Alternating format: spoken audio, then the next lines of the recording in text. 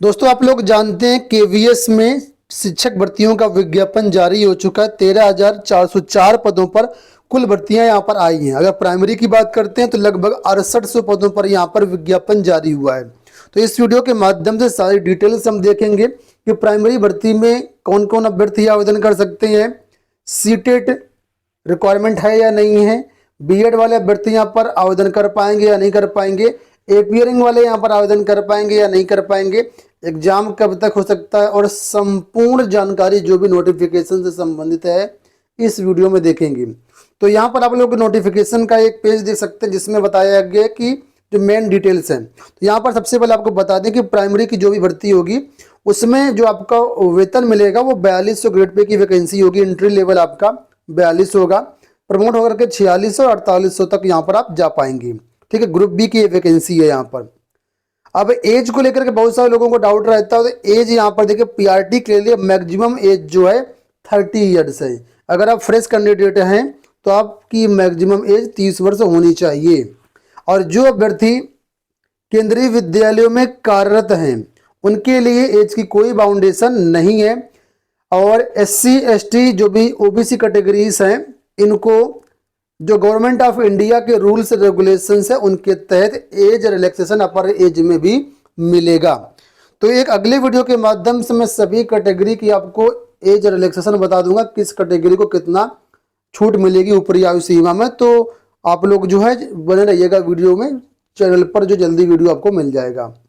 अब बात कर लेते हैं हम यहाँ पर क्वालिफिकेशन को लेकर के और पदों की संख्या को लेकर के। तो एक बार इसको क्वालिफिकेशन देख लेते हैं। तो यहाँ पर देखिए बताया गया है कि senior secondary school certificate with 50% marks, ठीक है, यानी आपने 12वीं जो है 50% नंबर से पास आउट किया हो, या फिर इंटरमीडिएट पास है या उसके समकक्ष कोई आपके पास डिग्री है, 50% कम से कम नंबर हैं तो आप यहाँ पर एलिजिबल माने जाएंगे। और यहाँ पर दूसरा बोला कि सीटेट का जो पेपर 1 होता है आपका वो भी क्वालिफाई होना चाहिए। हिंदी और इंग्लिश दोनों में पढ़ाने का आपको ज्ञान होना चाहिए क्योंकि सीबीएसई बोर्ड के स्कूल होते हैं, तो हिंदी इंग्लिश दोनों आपको आना चाहिए।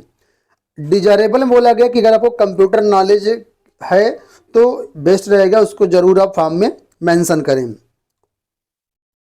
अब देखिए यहाँ पर जो वैकेंसी आई है थोड़ा सा मैं उसको ओवरव्यू दे देता हूँ कि प्राइमरी में 2 तरह की वैकेंसी आई है। एक है प्राइमरी टीचर जिसमें 6414 पद हैं। ठीक है, ये सभी अभ्यर्थी इसमें शामिल हो सकते हैं, कोई भी जिसके पास प्राइमरी की एलिजिबिलिटी क्राइटेरिया होगी। साथ में यहाँ पर एक प्राइमरी टीचर की वैकेंसी और है, इसमें 303 पद हैं। दोनों को मिलाकर के करीब 6700-6800 के आसपास पद हो जाते हैं। ठीक है, तो ये जो पद है वो म्यूजिक टीचर के लिए, प्राइमरी में म्यूजिक टीचर का पद होता है उसके लिए, और ऊपर वाला जो है वो मतलब जनरल पद एक तरीके से है।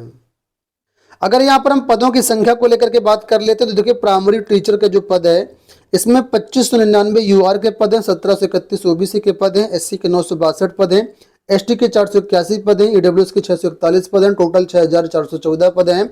97 ओएच के हैं, 96 आपके इसमें वीएच के हैं। ठीक है, और अगर बात कर लेते हैं हम लोग उसको प्राइमरी टीचर म्यूजिक के पदों को लेकर के, तो यहाँ पर म्यूजिक टीचर के लिए देख सकते हैं जनरल के 124 पद हैं, ओबीसी के 81 पद हैं, ईडब्ल्यूएस के 30 पद हैं, एससी के 46 पद हैं, टोटल 22, एसटी के 22 पद हैं, टोटल 303 पद हैं। अब जो लोग प्राइमरी टीचर म्यूजिक के लिए आवेदन करना चाहें उनके लिए क्वालिफिकेशन देख लीजिए।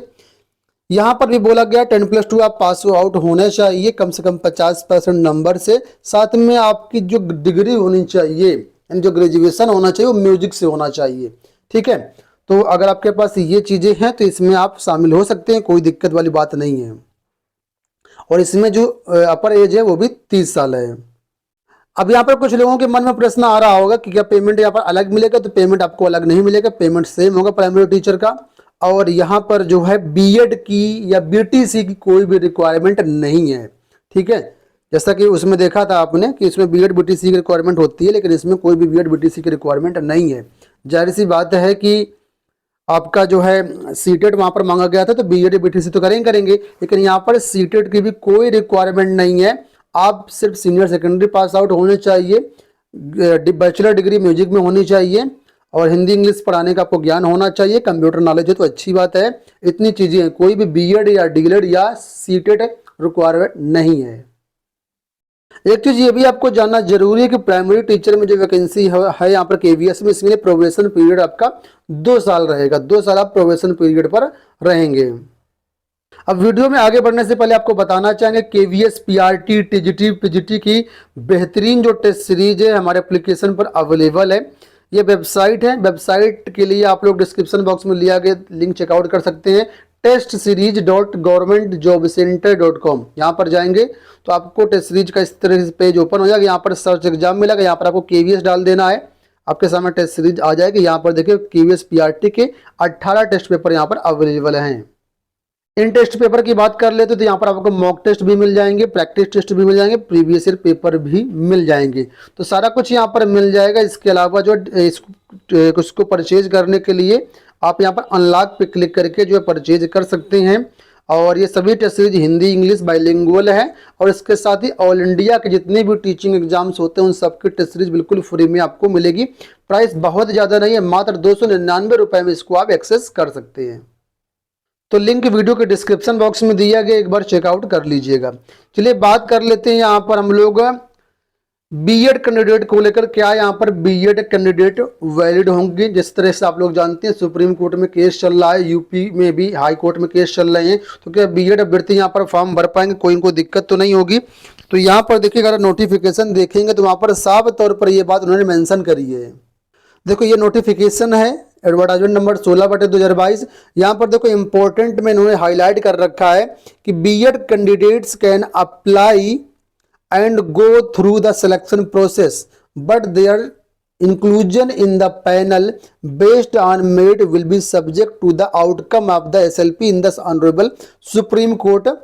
तो इसमें साफ तौर पर कहा कि आप यहाँ पर फॉर्म भर सकते हैं, परीक्षा में बैठ सकते हैं, सिलेक्शन प्रोसेस में शामिल हो सकते हैं, लेकिन जो आपका फाइनल रिजल्ट रहेगा, फाइनल जो पैनल रहेगा वो सुप्रीम कोर्ट के आदेशानुसार ही माना जाएगा।